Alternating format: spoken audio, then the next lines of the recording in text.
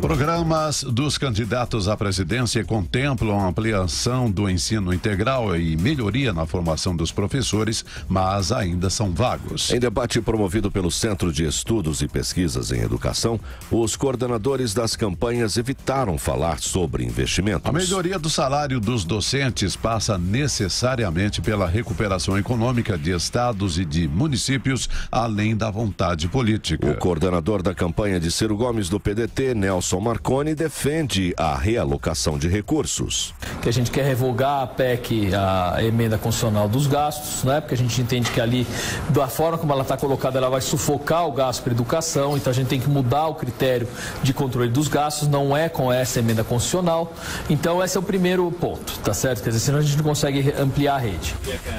Nelson Marconi acrescenta que a alfabetização precisa ser reforçada no país. A coordenadora de campanha de Geraldo Alckmin, do PSDB, da área de educação, Ana Maria Diniz, ressalta que a política de primeira infância é indispensável. Porque está comprovado por pesquisa, né, que investir na primeira infância é a coisa que mais dá resultado para reduzir 40% dos meninos que depois vão para o tráfico, para a droga. Então, a gente acredita que realmente que a gente tem que ter uma política de primeira infância integrada, cada criança do ponto de vista da saúde, da assistência social e da educação, do 0 aos 3 anos.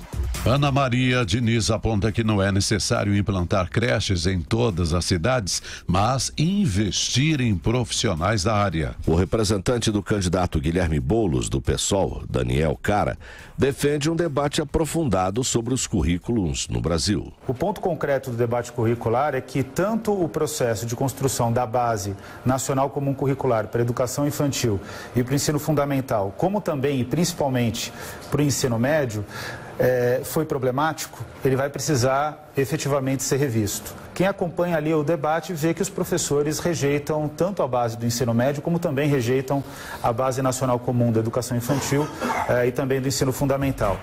Daniel Cara chama a atenção para a importância de ouvir as demandas e as opiniões dos professores. A coordenadora de campanha do PT, Selma Rocha, acha que a União tende a apoiar as políticas públicas de estados e municípios. É importante que isso se desloque para um espaço orgânico, dinâmico e que funcione continuamente para discutir as metas e como é que nós podemos ajudar e contribuir no país para que as desigualdades internas aos estados e as desigualdades regionais sejam minimizadas. O Fundeb hoje dá conta disso em parte, mas realmente o Fundeb precisa ser reestruturado para atender uma outra desigualdade que está no interior dos próprios estados.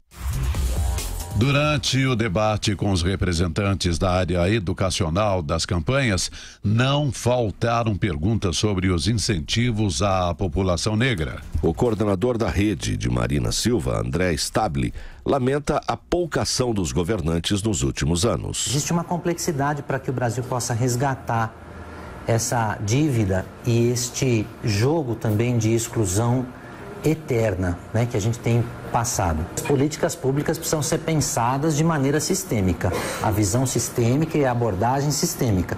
Não é só dizer o que precisa ser feito, mas é preciso responsabilizar quem vai implementar, é preciso dizer quanto custa, é preciso dar os prazos para que essas implementações aconteçam de fato na sala de aula e na sociedade. André estabelecita que a origem pobre de Marina Silva só faz aumentar a preocupação da candidata com os negros no Brasil. O Centro de Estudos em Educação chamou para o debate os representantes dos presidenciáveis com mais de 1% nas pesquisas, mas nem todos aceitaram o convite. Eduardo, eu acompanhei ontem esse debate e é interessante o seguinte: o salário dos professores em todo o Brasil é um salário miserável, principalmente, claro, os salários da área pública, e poucos dos representantes falaram sobre esse assunto. E, claro, é uma questão dos estados, é uma questão dos municípios, mas isso ninguém dá jeito, né? Perfeito, Thiago. E você, com seu brilhantismo, tocou no ponto que eu ia tocar aqui, que é a questão dos professores. É isso. Né? Muito se fala sobre a sala de aula ali, que é a questão do ensino fundamental, do currículo escolar, e tudo isso é muito importante. Mas o problema é o seguinte: o Brasil já é um país que gasta um percentual do PIB relativamente alto quando comparado com os outros países, por exemplo, da OCDE, para a educação. A gente tem no orçamento público brasileiro para esse ano quase 120 bilhões de reais para a educação. Perde ali para a saúde, que tem 130 bilhões, e para mais ninguém. E, a Previdência. Mas a Previdência joga em outro campo. Aí são quase 700 bilhões de reais para o orçamento da Previdência, mas ali é um problema que a gente tem que resolver de má gestão desse sistema. Mas, né, voltando para a educação, o sistema de educação, que deveria ser um sistema que equaliza as oportunidades, ou seja, pega pessoas que nasceram em condições diferentes e dá a elas a mesma oportunidade, porque só assim você tem meritocracia. É importante dizer que hoje, se no Brasil apagassem as luzes e todo mundo que é rico virasse pobre, daqui a 10 anos a gente ia ver e só 1% ia voltar a ser rico. Então eles não são ricos por meritocracia, são ricos porque nasceram ricos. Então, para você ter meritocracia, as pessoas têm que ter direito às mesmas oportunidades. E a educação traz isso. O problema é que a educação está virando um instrumento de segregação. E por que está virando isso? Porque as pessoas ricas estão pagando cada vez mais pelos bons colégios, os bons colégios pagam cada vez mais pelos seus professores e atraem os melhores professores para eles. E isso faz com que a mensalidade fique mais cara e isso vai fazendo um ciclo onde o rico cada vez paga mais pela educação e afasta a boa educação cada vez mais da população pobre. Então o pobre fica preso ali por não ter uma boa educação e o rico fica também dentro da sua bolha e protegido por ter uma melhor educação. Precisamos investir e passa pela valorização dos professores, porque se em percentual do PIB a gente gasta algo similar aos países que mais investem em educação no mundo, em termos de remuneração para os professores, a gente está lá nos últimos lugares.